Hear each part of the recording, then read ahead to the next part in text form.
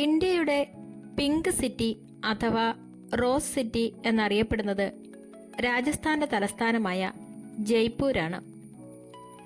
1876 ബ്രിട്ടനിലെ എഡ്വേർഡ് ഏഴാമൻ രാജകുമാരൻ ജയ്പൂർ സന്ദർശിക്കുകയുണ്ടായി. ആതിഥ്യമര്യാദയുടെയും സ്വാഗതത്തിന്റെയും പ്രതീകമായി അന്നത്തെ ജയ്പൂർ മഹാരാജാവായിരുന്ന മഹാരാജ സവായ് രാംസിംഗ് നഗരത്തിലെ മുഴുവൻ കെട്ടിടങ്ങളും റോസ് പിങ്ക് നിറത്തിൽ പെയിന്റ് ചെയ്യാൻ ഉത്തരവിട്ടു.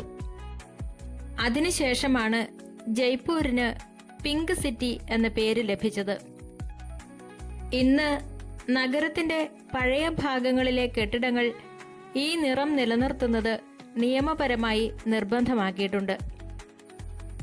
വാസ്തുശാസ്ത്ര തത്വങ്ങളും ശില്പശാസ്ത്രവും കൃത്യമായി പാലിച്ചുകൊണ്ട് ഇന്ത്യയിൽ നിർമ്മിച്ച ആദ്യത്തെ ആസൂത്രിത നഗരങ്ങളിൽ ഒന്നാണിത്.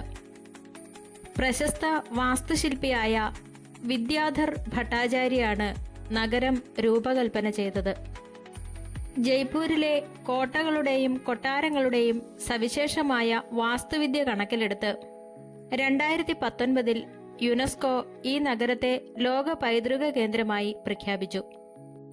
ഭാരതീയ സംസ്കാരത്തിന്റെയും രാജകീയ പ്രൗഢിയുടെയും പ്രതീകമായ ജയ്പൂർ ഇന്ത്യയിൽ ഏറ്റവും കൂടുതൽ വിദേശ വിനോദസഞ്ചാരികൾ സന്ദർശിക്കുന്ന ഗോൾഡൻ ട്രയാങ്കിൾ ടൂറിസ്റ്റ് സർക്യൂട്ടിന്റെ പ്രധാന ഭാഗമാണ്.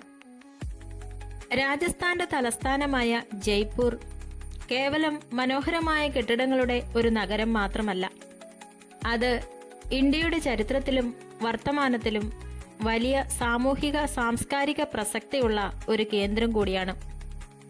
ആധുനികതയും പാരമ്പര്യവും ഒരുപോലെ സമ്മേളിക്കുന്ന ഒരു നഗരമാണ് ഇത്. ജയ്പൂർ രാജസ്ഥാനി സംസ്കാരത്തിന്റെ ഹൃദയഭാഗമായി കണക്കാക്കപ്പെടുന്നു.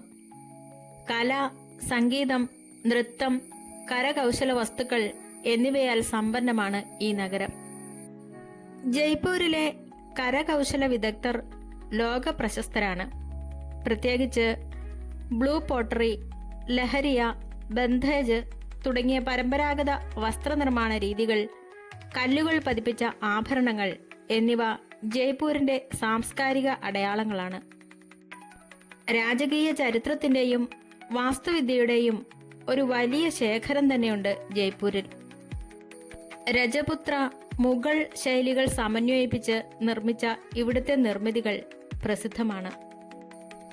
953 ചെറിയ ജനലുകളോടുകൂടി നിർമ്മിച്ച 5 നിലകളുള്ള ഹവായ് മഹൽ ജയ്പൂരിന്റെ പ്രധാന അടയാളമാണ്. അടിത്തറയില്ലാതെ നിർമ്മിച്ച ലോകത്തിലെ ഏറ്റവും ഉയർന്ന നിർമ്മിതികളിൽ ഒന്നാണിത്. ജയ്പൂർ നഗരത്തിന്റെ മധ്യഭാഗത്ത് സ്ഥിതി ചെയ്യുന്ന വലിയ കൊട്ടാര സമുച്ചയമാണ് സിറ്റി പാലസ്.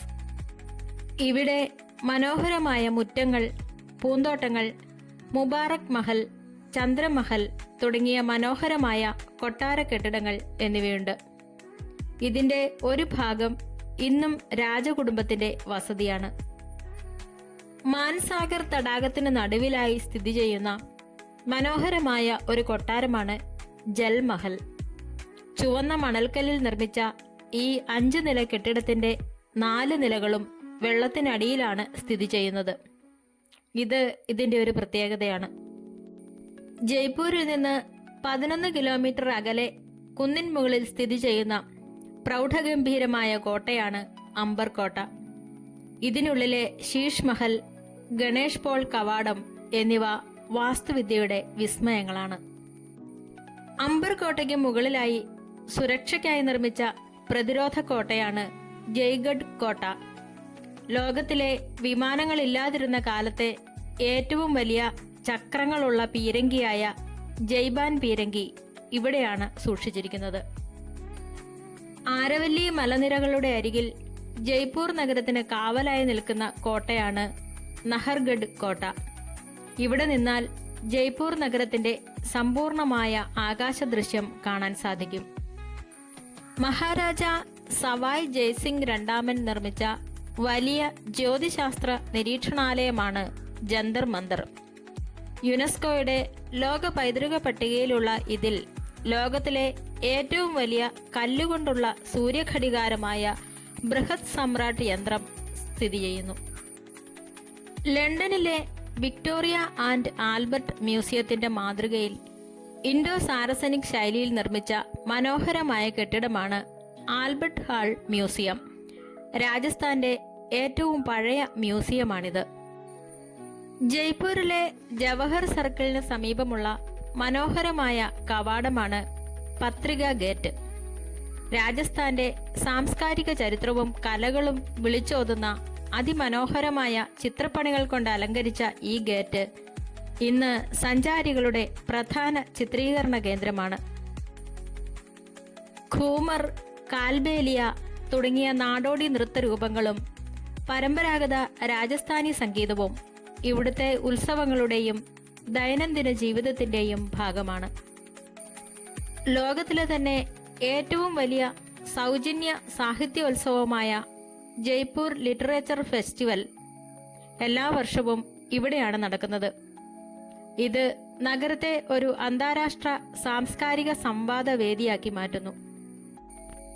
തീജ്, ഗംഗൗർ തുടങ്ങിയ പരമ്പരാഗത ഉത്സവങ്ങൾ ജയ്പൂരിൽ അതീവ പ്രൗഢിയോടെയാണ് ആഘോഷിക്കുന്നത്. ഈ സമയങ്ങളിൽ നഗരത്തിൽ നടക്കുന്ന ഘോഷയാത്രകൾ കാണാൻ ലോകമെമ്പാടു നിന്നും ആളുകൾ എത്താറുണ്ട്.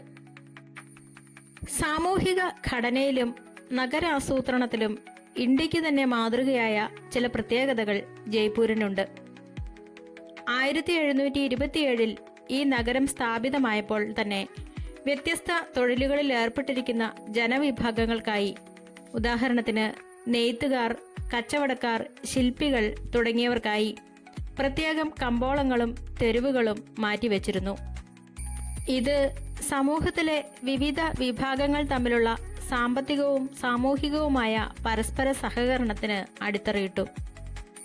വിദേശികളോടും സ്വദേശികളോടുമുള്ള ഇവിടുത്തെ ജനങ്ങളുടെ സ്നേഹപൂർണമായ പെരുമാറ്റം പ്രശസ്തമാണ്. പരമ്പരാഗത വ്യവസായങ്ങൾ ലക്ഷക്കണക്കിന് പ്രാദേശിക കലാകാരന്മാർക്കും സ്ത്രീകൾക്കും സ്വയം തൊഴിൽ കണ്ടെത്താൻ സഹായിക്കുന്നു. കുടിൽ വ്യവസായങ്ങൾക്കും കൈത്തറിക്കും വലിയ സാമൂഹിക പ്രാധാന്യമാണ് ഇവിടെയുള്ളത്. ചരിത്രകാലം മുതൽ ഇന്നുവരെ വടക്കേ ഇന്ത്യയുടെ രാഷ്ട്രീയ നീക്കങ്ങളിൽ വളരെ നിർണായകമായ ഒരു പങ്കാണ് ജയ്പൂർ നഗരത്തിനുള്ളത്.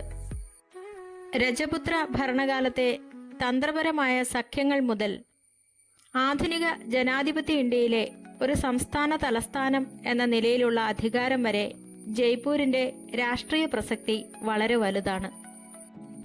ജയ്പൂർ ഭരിച്ചിരുന്ന കുശ്വാഹ രജപുത്ര വംശം ഡൽഹിയിലെ മുഗൾ ഭരണാധികാരികളുമായി വളരെ ശക്തമായ രാഷ്ട്രീയ സൈനിക സഖ്യത്തിലാണ് ഏർപ്പെട്ടിരുന്നത്.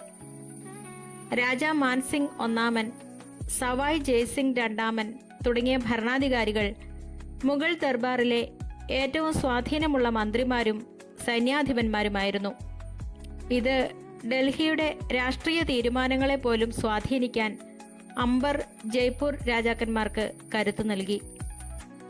1818 ജയ്പൂർ ബ്രിട്ടീഷ് ഈസ്റ്റ് ഇന്ത്യ കമ്പനിയുമായി കരാറിൽ ഏർപ്പെടുകയും രാജ്പുത്താന ഏജൻസിയിലെ ഒരു പ്രധാന നാട്ടുരാജ്യമായി മാറുകയും ചെയ്തു.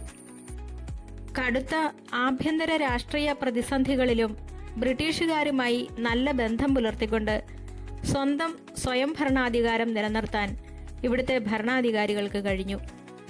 1947 ഇന്ത്യ സ്വാതന്ത്ര്യം നേടിയ ശേഷം വ്യത്യസ്ത രാജകീയ നാട്ടുരാജ്യങ്ങളായ ജയ്പൂർ, ജോധ്പൂർ, ജയ്സാൽമീർ, ബിക്കാനീർ എന്നിവ ലയിപ്പിച്ച് രാജസ്ഥാൻ യൂണിയൻ രൂപീകരിച്ചു. തുടർന്ന് 1956 ഔദ്യോഗികമായി ജയ്പൂർ രാജസ്ഥാന്റെ ഭരണസിരാകേന്ദ്രവും തലസ്ഥാനവുമായി പ്രഖ്യാപിക്കപ്പെട്ടു. രാജസ്ഥാൻ സർക്കാരിന്റെ സെക്രട്ടേറിയറ്റ്, മുഖ്യമന്ത്രിയുടെ ഓഫീസ്, ഗവർണറുടെ വസതി, രാജസ്ഥാൻ നിയമസഭ എന്നിവയെല്ലാം ജയ്പൂരിലാണ് സ്ഥിതി ചെയ്യുന്നത്. സംസ്ഥാനത്തിന്റെ മുഴുവൻ വികസന രാഷ്ട്രീയ നയങ്ങളും രൂപപ്പെടുന്നത് ഇവിടെ നിന്നാണ്. ഇന്ത്യൻ പാർലമെന്റിലേക്കും സംസ്ഥാന നിയമസഭയിലേക്കും ശക്തമായ ജനവിധി നിർണയിക്കുന്ന ഒരു പ്രധാന രാഷ്ട്രീയ തട്ടകമാണ് ജയ്പൂർ. ദേശീയ പാർട്ടികളായ BJPയുടെയും കോൺഗ്രസിന്റെയും ശക്തമായ മത്സരങ്ങൾക്കും രാഷ്ട്രീയ റാലികൾക്കും ഈ നഗരം പലപ്പോഴും വേദിയാകാറുണ്ട്.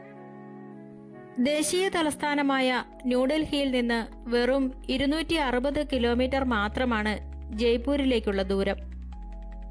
ഭൂമിശാസ്ത്രപരമായ ഈ സാമീപ്യം കാരണം കേന്ദ്ര സർക്കാരിന്റെ പല പ്രധാന രാഷ്ട്രീയ സാമ്പത്തിക നയങ്ങളും പ്രതിരോധ നീക്കങ്ങളും വളരെ വേഗത്തിൽ പ്രതിഫലിക്കുന്ന ഒരു നഗരമായി ജയ്പൂർ മാറുന്നു.